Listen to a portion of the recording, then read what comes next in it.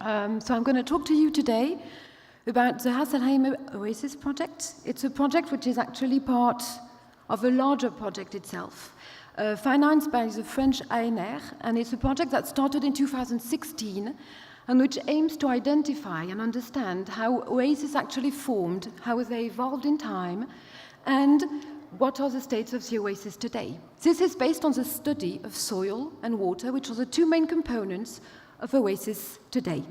3 sites are considered within this project: the Dhayah Shimal Oasis in Ras al-Khaimah, the Mazafi Oasis in the Emirate of Fujairah, and the Rustak Oasis in Oman. This project actually started by noticing that oases today are completely endangered. There are issues in water, there are issues in water availability, in salinization issues, in population issues also, and we consider that it's necessary to identify and preserve resources, both soil and water, to try and record changes. How did people manage water? How did people manage their soil? How did that change through time? And to try and understand the continuity between past agricultural communities and agricultural communities today, in order also to try and understand the adaptation to climatic changes through time. So, oases, to study that, are perfect objects of study because they record 4 types of information. First, climate within the soils, resource management, both the soil and water, settlement dynamics, because people actually live around the oasis, as well as a socio-economic system linked to the cultivation within the oasis itself. What is the state of the research concerning these 4 factors within the Emirates? First of all, we do have information on settlement dynamics, patterns of occupation, trends of occupation in the Emirates during the Bronze Age, the Iron Age, the late pre-Islamic period, and the late Islamic period. But we also have information about decreased occupation. And these phases of decreased occupation, well, they have an origin to that. And we are going to try and understand if this is linked to issues in soil and water.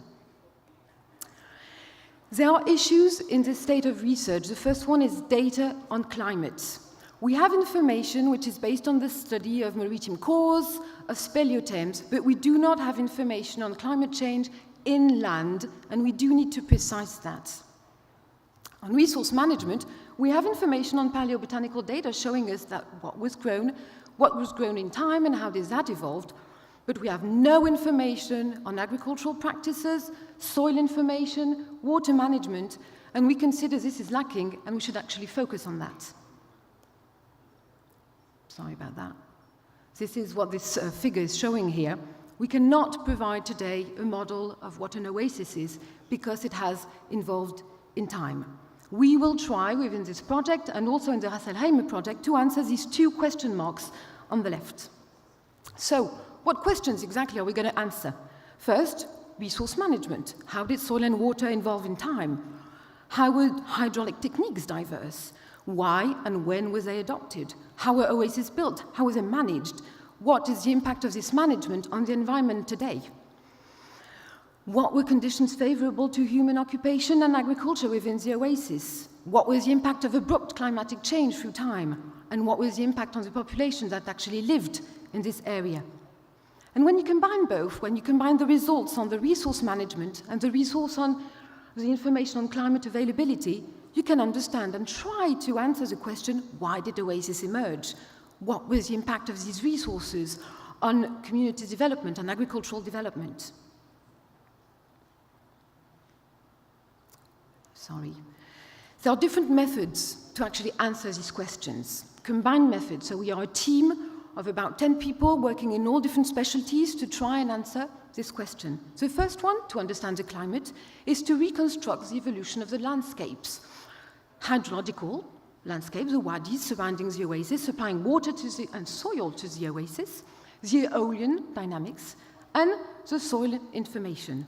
And we need some chronology to do that. We need to date the deposits we're actually going to encounter.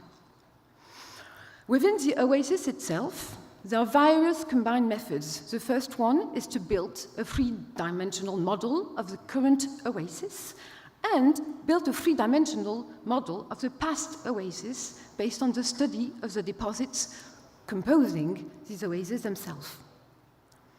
This is combined with the creation of references of agricultural management and soil management, reconstructing both the social and the physical system, pursuing interviews with agriculturalists and older people who know the traditions and know-hows of water and soil management, and take some soil samples, botanical samples within the current oasis to try and identify the signature in past soils.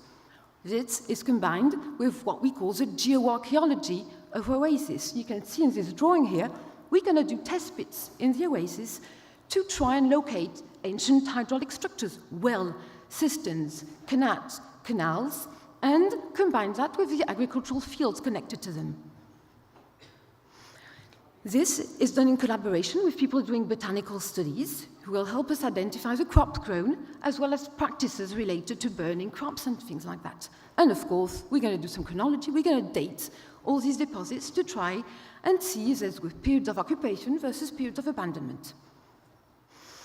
The al-Khaimah Oasis Project is going to focus for 3 years on 3 different oases. The Dhayah Oasis, on which we worked only 3 months ago, so the results I'm going to present you are very raw. Shimal Oasis, on which we will focus next year, and the year after, in 2019-2020, we will work on the Hat Oasis. These oases are very interesting because we do have a lot of traces of archaeological occupation, which I'm not going to focus on because I'm not an archaeologist, so I'm skipping.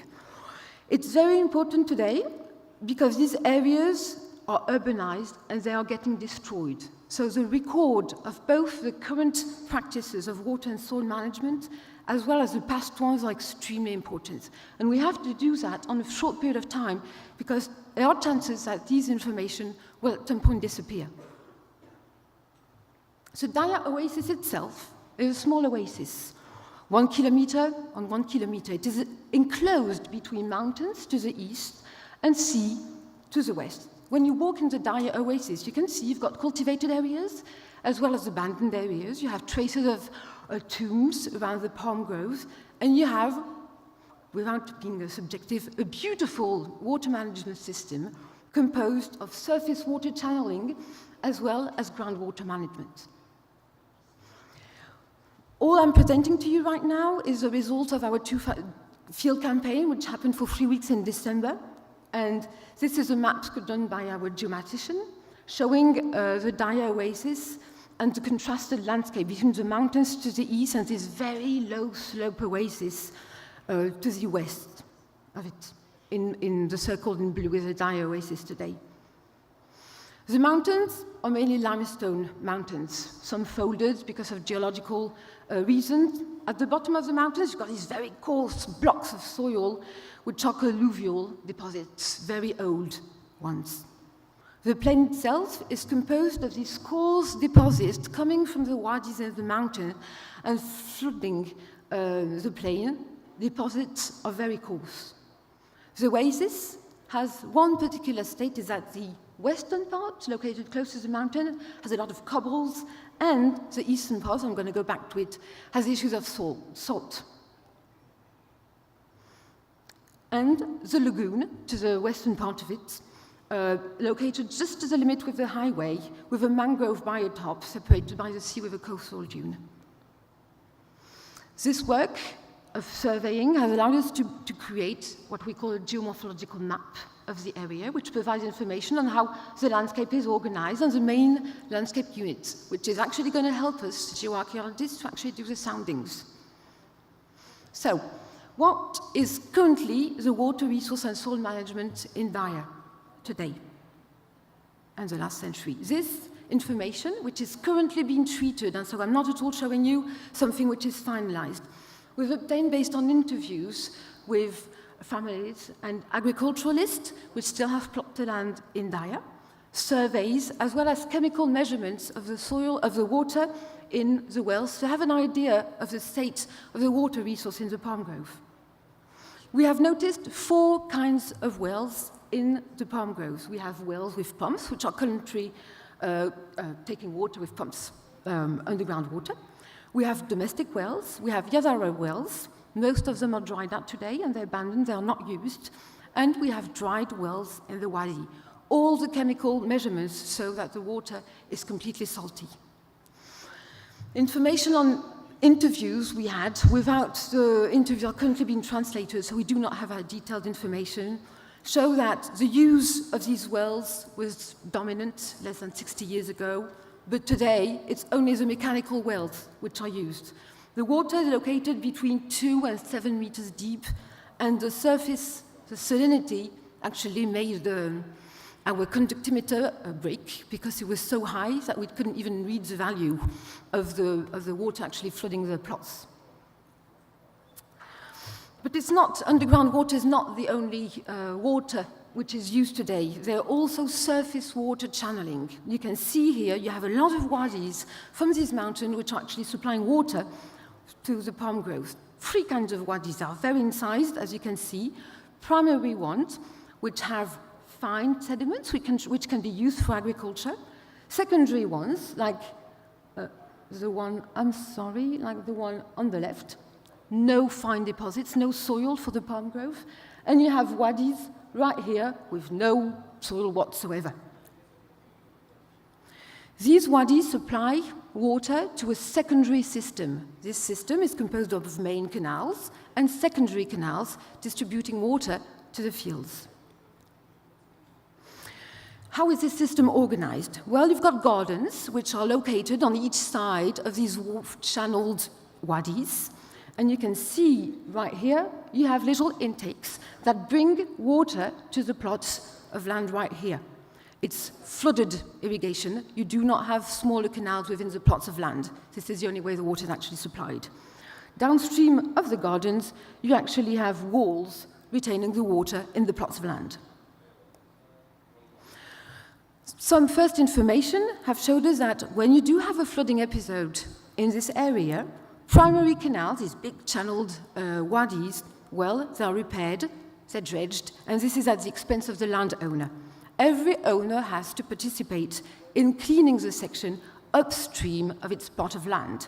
However, this work is collective in order to avoid some owners to actually deepen the canal to get some water.